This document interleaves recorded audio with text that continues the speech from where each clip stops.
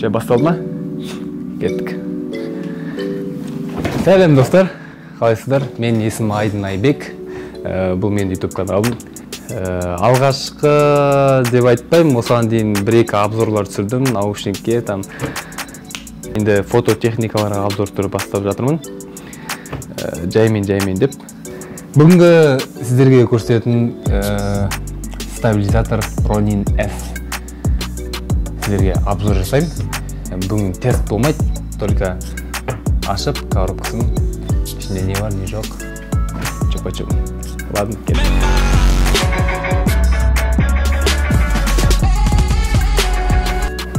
Опа! Ronin S бізде бүгін. Бұл Ronin S-ті армандап жүрген, қиялдап жүргенде жастар, жас видеограф, операторлар көп. Бұл менікі емес, әрине Sally Cinema деген студияның көрсетіп қойшы, Sally Cinema десін.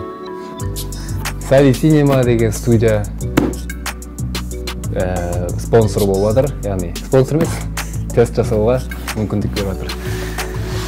Ronin S-ті қазір ашамыз. Коробкасы мынандай көріп тұрғаныңыздай, міне менің қолым мынандай қалың, жесткий, соғылса құласа ондай сына қоймайды. Ашылатын. Осылай ашылады. Салмағы қанша кило болады? 4 кило бола ма? Жоқ, 5 килодан асады, 6 кило. Сондай. В общем, ашамыз. Осылай ашылады. Еш қиындық жоқ. И вот көтересің.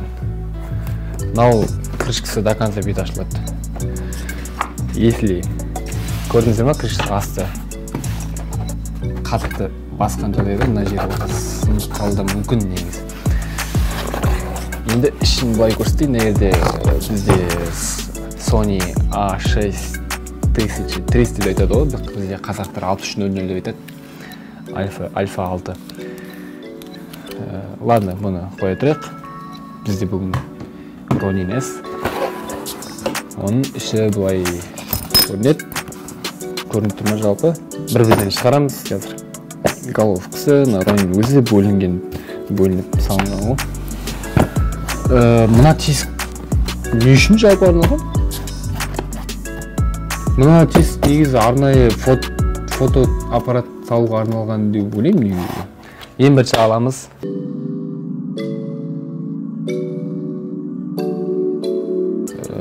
Жүн крейнді білесіздер, ода екіге бөлінбейді, полностью аласың, полностью саласың. Астында мынандай контакт бар, енада екі контакт бір-біріне кигізіледі. Бұлай. Осылай кигізіледі. Осындай жерде замок бар. Кигеннен кейін мынаны алады да, бұлай. Жаба салады, сол кезде жабылады. Оның астына аяғына стойка. Мынандай стойкасы бар. Қойып. Оның аласында астына винт бар, соған кигіземіз. Астында 2 винт бар. Біреуі кішкентай, біреуі үлкен.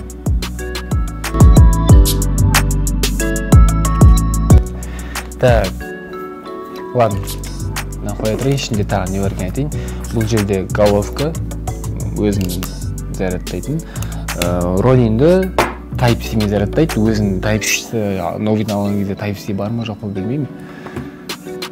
Болмаса, обычно любой Type-C USB бар ғой, кәдімгідей соңғы кезде шығып жатқан Samsung-тарда зарядка. Зарядкасын осыны зарядтайды. Жүн крейнде, мысалы, ода батарейка алынады, ішінде 3 батарейка бар. Мынада батарейка алынбайды, прямой осылай аласың да, Type-C тоқтықтың, прямой зарядтайсың. Мынандай площадка бар. Камераның астына кигізіледі. Мында кигізіледі. Басқа болды ештеме жоқ. USB просто обычно. Енді біз қазір фотоаппаратты фотикті қоямыз. Бізде 6300 альфа самый. 18-де 10-18 широкий объектив. астында андай винт бар, енді тырнақпен или тиынмен бір қатайтып жібересіздер. Тырнағыңыз мықты болса, тырнаққа қатайтасыздар. Содан кейін енді мен бұны білетін адамдар қалай қоятынын біледі ғой, білмейтін адамдарға да көрсетіп өтін. Білетіндерді айналдырып өтіп кетесіздер ғой. Осылай шапкасын камераны осылай қояды. Қоясыздар да, мынаны кілт көріп тұрсыздар ғой, кілтті осылай қатайтып жібересіздер. Біз қазір баланс жасаймыз. Баланс жасап білмейтіндерге көрсетейін. Мінекей. Қоясыздар ғой, қай жақ салмақ, қай жақ көп кетіп отыр, соған равновесие қоясыздар. Салмақ былай кетіп отыр ма, онда мен жаққа апару керек, мына винттерді айналдырып ашып. Так, қазір енді былай дейміз, нормально тұруын келтірдік қазір. Примерно келтірдік, қазір қайтан келеміз. Мынау бүйтіп салбырап тұрмау керек, сол үшін ашамыз да жоғары көтереміз. Көрдіңіз бе? Біз бұл жерде әзірше до конца көтеріп қоямыз. Енді мынаны салмағын кетіреміз. Бүйтіп тұрмау керек. Оны аламыз да, жаңа шапка бар ғой, оны қатайтып қой. Соны ашамыз да.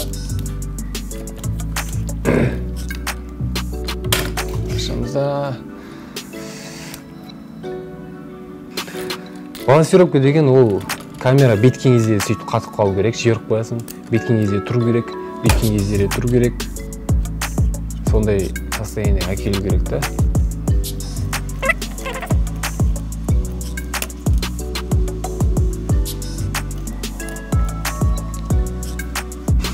Бізде камера неге келмейді, білесіздер ме? Себебі камераның грузы жетпей тұр. Біз обычно бұның төбесіне не қойып тұреміз? Powerbank'ты қойып тұреміз. Сол кезде камераның салмағымен балансировка салмағы келеді, сол кезде тұрады. Нені алып бересіз? Powerbank'ты. Нағыз келмесе қолдан да Powerbank сияқты груз істеуге болады. Мен істедім, үйде тұр. Егер қалай істеу керек, ол қандай нәрсе екенін десеңіздер көрсетем. Батарейканы істедім. Бізде груз деген мынандай, бұл только груз емес, бір жағынан груз болып тұрады, бір жағынан батарейканы зарядтап тұрады камераны. Астына мынандай вспышканың несін салып қоюға болады.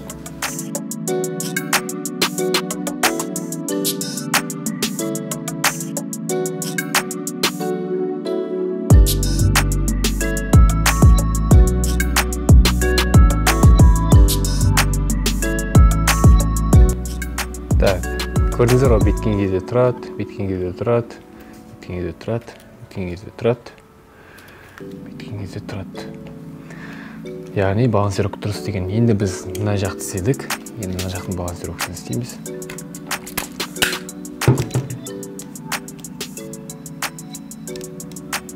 Кетіп қалды қазір қайтымыз. Мына жақтың балансировкасы беткен кезде тұру керек. Ол үшін мынаны ашамыз. Мен регулировка істейміз. Беткен кезде алып кетпеу керек та, осылай тұру керек қой. Түсінесіздер ғой? Көрініп тұр ғой.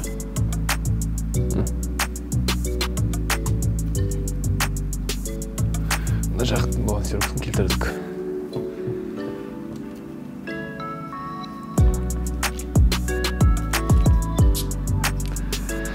Негізі балансировка қазір көргендеріңіздей қатты қиын емес.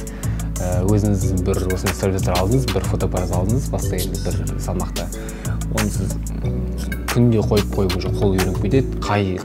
Примерно қай жерге қою керек, қай жаққа былай фотиктің шапкасын қалай қою керек, бәрін үйреніп кетесіз сразу. Съемкаға барғаннан кейін сразу тық-тық-тық 2-3 минутта құрып тастайсыз даже. Балансировка 2 минут. Бұл жерде функция стабилизаторды қолданып жүрген адамдар біледі. Енді джойстик болады, как обычно, мод болады, яғни режимдер болады, 3 режим, запись. Егер токпен, Bluetoothпен, камерамен стабилизатор присоединяется. Қалаша ғой. Екеуін жалғасаңыздар, мына қызыл кнопкамен запись басылады. Камераны бүйтіп жоғарынан басып жүрмейсіздер. Так, бұл жерде қалай көрініп тұр? Астында қосатын жері бар. Көрініп тұр ма? Екі рет басасыз. Қанша зарядка бар екен білу үшін бір рет бассаңыз көруге болады. Жасыл жанып тұр, полный, міне 4 индикатор тұр. Екі рет басамыз. Мен өшіп тұрмын, мен көйді. Мен қазір өшіп тұрмын. Бір рет басамыз, екіншісіне ұстап тұрамыз. Қосылды оны? Бір рет басады қосылады ғой, бір рет басады қосылады, не тұршы? Походу. Мынау қосылды, яғни жасыл жанып тұр. Одан кейін мына жақтан тағы бір рет қосамыз. Енді біз стабилизатордың өзін іске қосу үшін мына жерде кнопка бар. Оны тоже екі рет жанында бір рет басамыз, екі рет екіншісіне ұстап тұрамыз. Екі рет басамыз міне. Индикатор тоже жанады.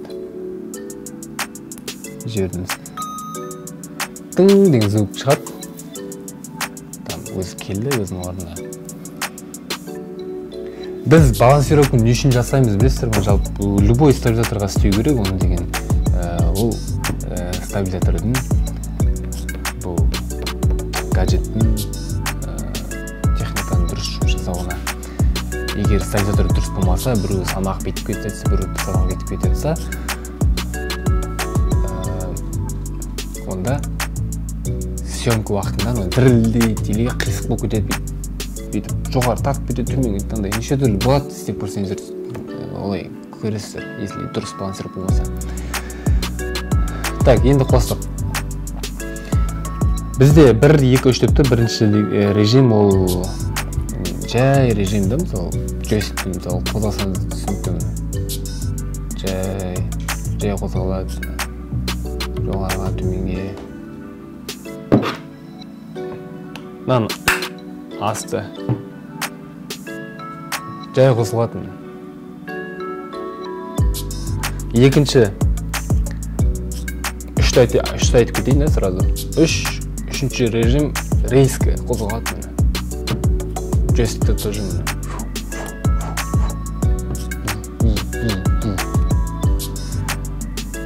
Бұда 3D бар, екінші режимді. Камераны аласыздар, осылай істейсіз. И на джойстикті, жаңа джойстикті оңға солға полностью айналады. Көріп тұрсыздар ғой.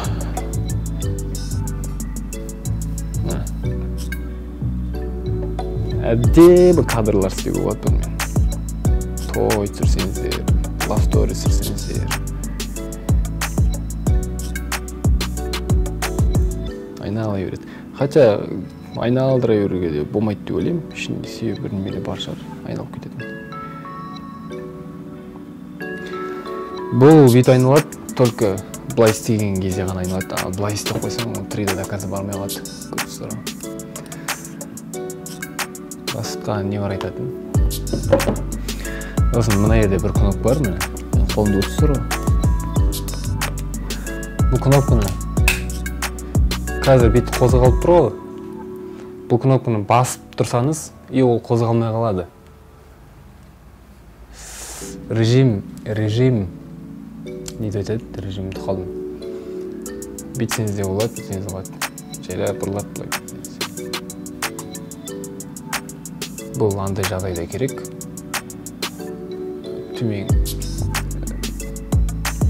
Төменде бір зат түсіру керек болса, мысалы, соны басып тұрасыз да бүйтіп түсіре саласыз төменге, резко. Жібере саласыз. Потом, мына кнопканы екі рет бассаңыз, екі рет тық-тық деп бассаңыз, өзінің режимі қайтадан обновление болып өзінің орнына келеді. Көрдіңіздер ме? 3 рет бассаңыз, селфи режим болады, өз-өзіңе айналады. Көрініп тұр ғой? Тағы 3 рет бассаңыз, жоқ, 2 рет қача.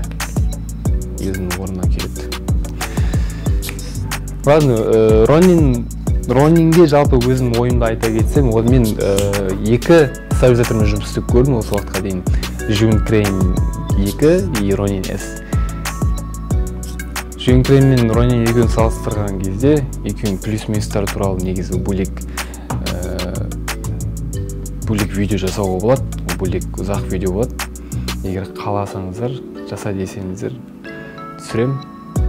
Ол үшін комментария жазыңыздар. Қажет түр Жюн Крейн мен екеуіңіз салыстырып тест жаса десеңіз. Қысқаша ойым, Ронин салмағы ауыр, ұзақ съемкалар түсіретін болсаңыз, қолға салмақ түседі, ауыр болады.